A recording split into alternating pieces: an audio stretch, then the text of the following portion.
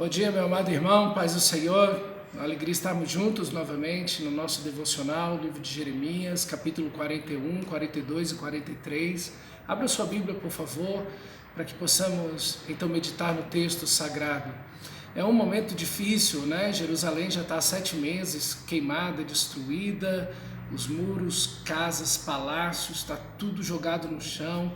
O povo está em profunda, intensa miséria, sofrimento, morrendo de medo dos inimigos, da fome, há incertezas, há situações complicadíssimas ali. O profeta Jeremias está na cidade, está no local e infelizmente nesses momentos sempre aparece algum tipo de pessoa com uma extrema maldade para se aproveitar da desgraça dessas situações. Ismael foi um homem desse, ele era de uma linhagem real e se aproveitou desse momento e fez participando de uma festa com Gedalias, que era o homem que Nabucodonosor colocou ali para administrar aquele caos, né?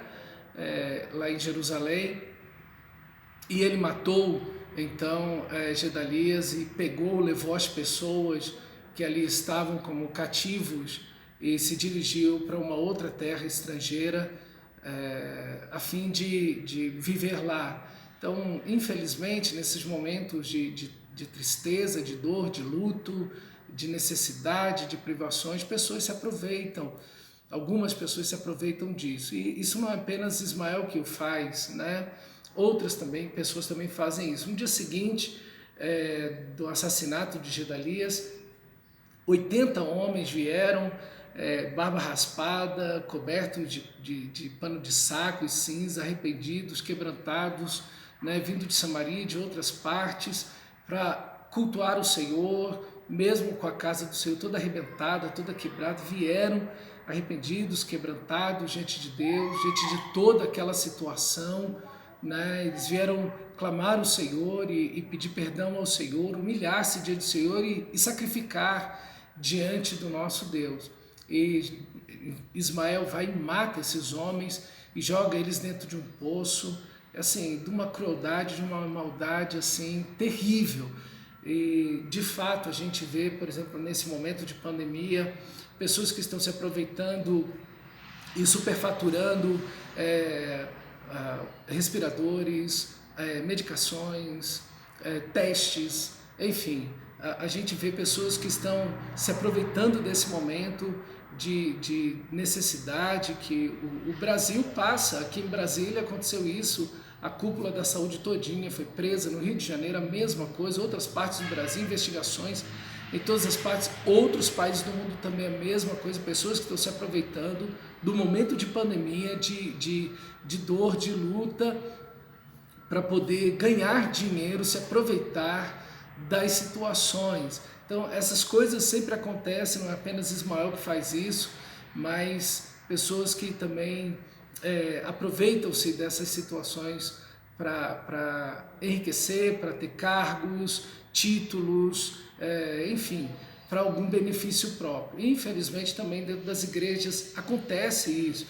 Toda igreja passa por momentos maravilhosos de crescimento e tal, mas passa também por momentos de luta, de transição, às vezes momentos difíceis. Todas as igrejas passam por isso e sempre vai existir alguém que vai tentar se aproveitar de uma situação dessa. Eu vi um caso dentro das igrejas de Cristo, de uma igreja estar fazendo uma transição de pastor muitos anos na igreja e fazendo a transição para um outro pastor. Nesse momento, uma pessoa que veio de fora, que estava ali já, também acho que era pastor, alguma coisa assim, se aproveitou desse momento, dividiu a igreja, levou 10 famílias, mais ou menos, abriu uma outra igreja e infelizmente, no lugar desse homem ser repreendido, ser corrigido pelos pastores das igrejas de Cristo,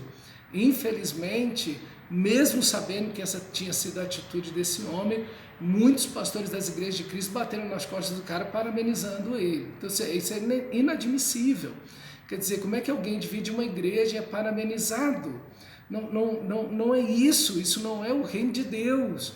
né? Esse homem deveria ser repreendido, esse homem deveria ser disciplinado, mas infelizmente acaba sendo aceito e ovacionado dentro das igrejas de Cristo. É lamentável uma situação dessa, é muito triste, conversando com o pastor da igreja que sofreu essa questão, a igreja fica dolorida, fica sofrida demais, enquanto isso a pessoa tirando fotos, postando, né, e assim, é inadmissível, isso é incabível, né, uma situação dessa. Então sempre existem esses filhos de Ismael aí, que querem se aproveitar e formar seu próprio reino, fazer seu nome crescer diante dessas situações.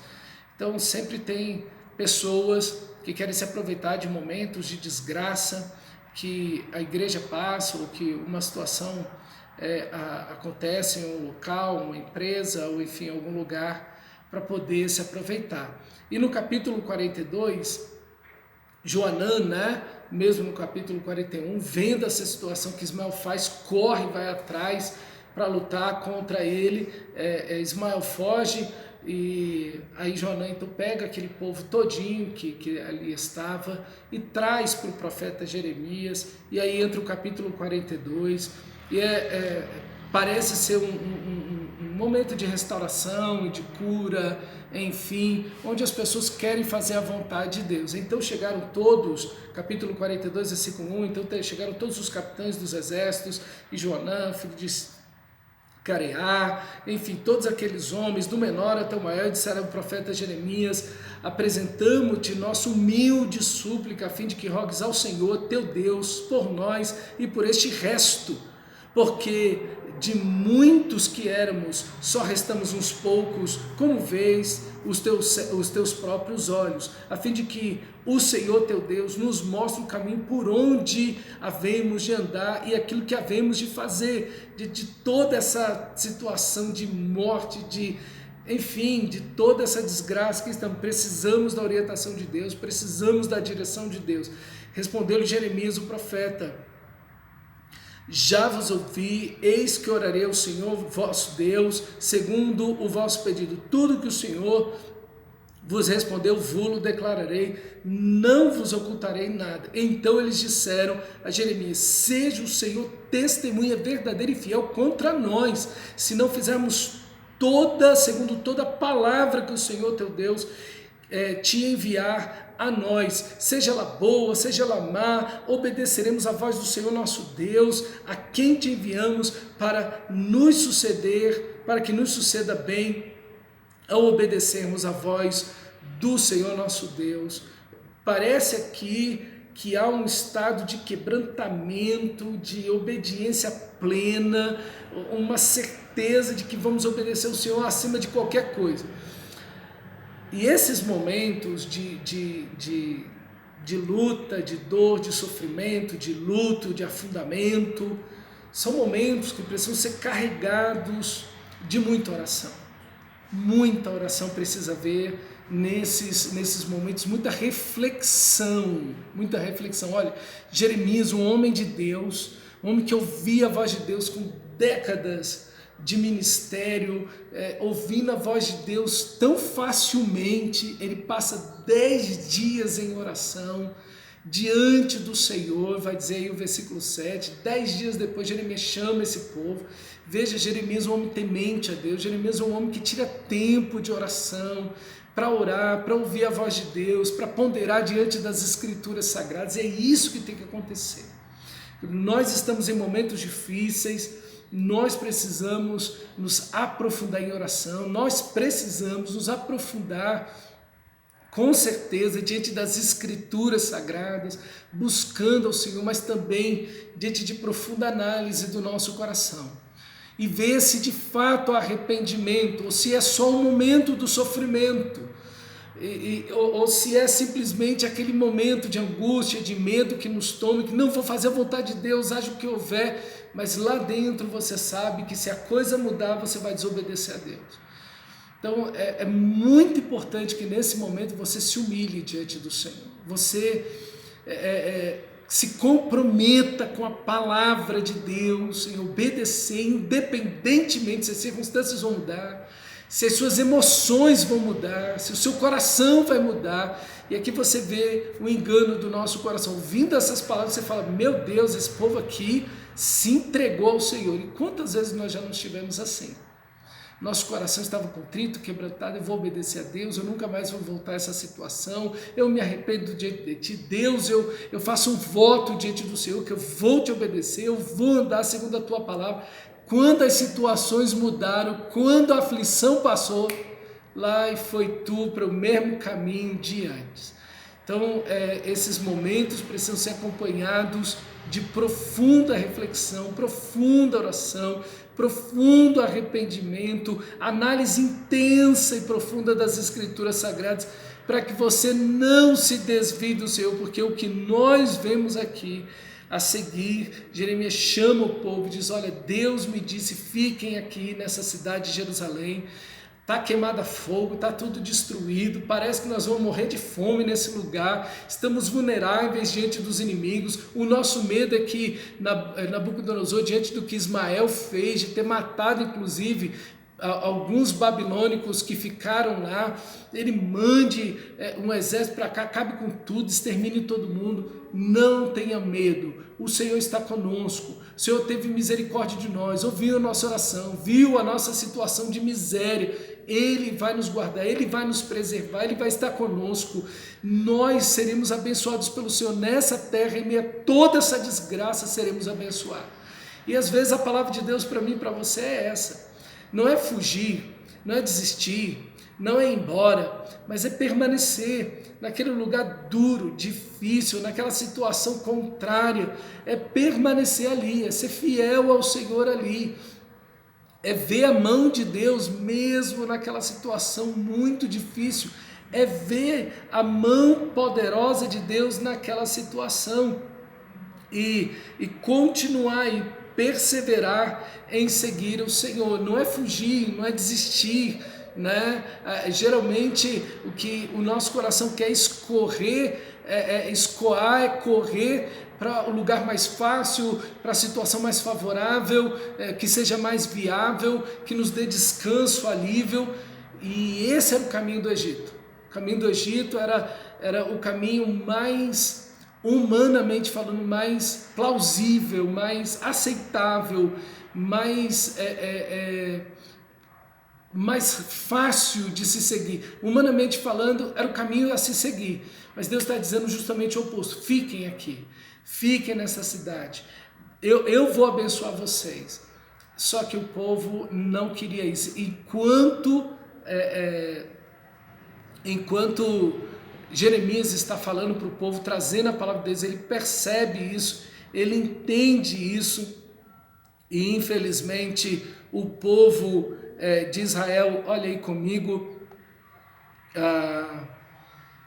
a partir do versículo 18, é terrível o que o texto diz, porque o próprio Jeremias diz, vocês me enganaram, vocês disseram para eu consultar o Senhor, mas o coração de vocês é de ir para o Egito. Se vocês foram para lá, a peste, a espada e a fome que vocês temem vão alcançar vocês lá no Egito.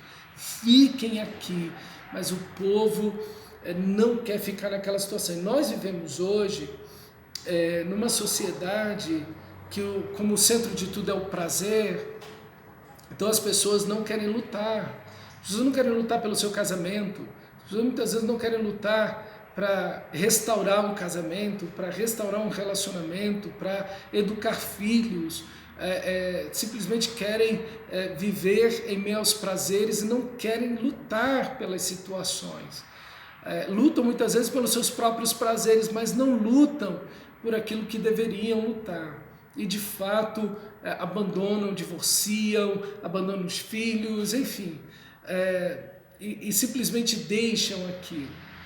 E Deus nos chama a batalhar por essas coisas que são de fato importantes. Às vezes você teve decepções na igreja, teve lutas na igreja, passou momentos difíceis, e Deus está te chamando, persevera, fique onde você está, continue firme, e você o que quer é simplesmente sair E é fácil, de fato, eu vou para uma outra igreja, eu arrumo outro casamento, enfim, eu mudo de situação, eu mudo de local, ou mudo de emprego, porque está difícil, está uma batalha aqui ou ali. Então a coisa mais fácil é ir embora e deixar tudo para trás. Mas Deus às vezes está dizendo para a gente ficar, permanecer, lutar, trabalhar, nos esforçarmos em meio ao caos, à luta, à dificuldade, tudo, mas o nosso coração quer ir embora. E de fato, aquilo que Deus havia dito para Jeremias, o povo de Israel não cumpre e sequestram, literalmente sequestram Jeremias e levam ele junto como um amuleto. Se Deus vai nos disciplinar, vai ter que matar o profeta dele também. E infelizmente o texto vai dizer aí, esse povo tão humilde, tão quebrantado, 10 dias antes, olha o texto falando, tendo Jeremias acabado de falar a todo o povo, todas as palavras do seu Deus, palavras todas com as quais o Senhor, seu Deus, havia enviado. Então falou Azarias e Joanã e todos os homens que estavam com eles, homens soberbos, na desgraça, na fome, na peste, com tudo queimado, tudo arrebentado, tudo destruído, a cidade no chão. Homens soberbos. A humildade não vem pela pobreza, a humildade não vem pelo sofrimento, a humildade não vem por nada disso. Deus nos chama a andar por fé. Andar por fé é o quê? É olhar a Deus, seu caráter. É obedecer a palavra de Deus em base a quem Ele é e a sua vontade e a sua palavra. Isso é andar por fé, mesmo que tudo diante de você esteja destruído, queimado e pareça que não há mais solução. Obedeça a palavra de Deus, porque Deus é soberano. Deus é soberano para mudar qualquer situação, para mudar qualquer pessoa, e Deus nos chama a obedecer a sua palavra. E infelizmente eles sequestram Jeremias e dizem: você, é mentira o que você está falando, é mentira, você não está falando a palavra de Deus. Meu irmão, quantas vezes já vi isso no ministério, pessoas que chegaram tão quebrantadas, com um aspecto: não, olha pastor, eu estou aqui, eu quero a vontade de Deus, Deus é o primeiro, é o único na minha vida, diante do sofrimento, nunca mais eu vou fazer isso, nunca mais eu vou voltar para esse caminho, e a pessoa em grande sofrimento. E a gente aprende algo, que o sofrimento não faz ninguém um ser humano melhor, não traz arrependimento, o sofrimento não traz arrependimento, o sofrimento não traz mudança de vida, o sofrimento não traz retorno a Deus, o sofrimento não traz obediência, muito menos humildade. Olha, se é uma coisa que a gente aprende, é isso, no ministério, e aqui você vê esse caso. Então questione suas lágrimas, questione o seu coração, esses momentos de dor, de doença, esses momentos de afundamento, precisam ser acompanhados, como eu disse e retorno a dizer, de profunda oração, profundo quebrantamento, muita reflexão e análise, como você chegou ali, como você parou nessa situação, né? E tomar decisões com o seu espírito, com sua alma, com a sua razão, independentemente do que você está vendo e das suas emoções, das influências das pessoas, das influências internas e externas e pressões que vem. Obedeça a Deus e a sua palavra, siga a sua vontade, obedeça os princípios da palavra de Deus, não abra mão disso, apesar de toda e qualquer circunstância que esteja ao seu redor, ou pressões internas. Obedeça a palavra de Deus, porque quando você faz isso, aí é restauração, Deus atua, abençoa, faz os seus milagres, opera, muda situações, mas quando você desobedece, aí você está só e o próprio Deus se volta contra você, como o próprio Jeremias diz: quando vocês estiverem lá no Egito e acharem que lá está a proteção de vocês, lá vocês vão ver espada, lá vocês vão ver fome e lá vocês vão ver peste e doença, porque Nabucodonosor vai para lá.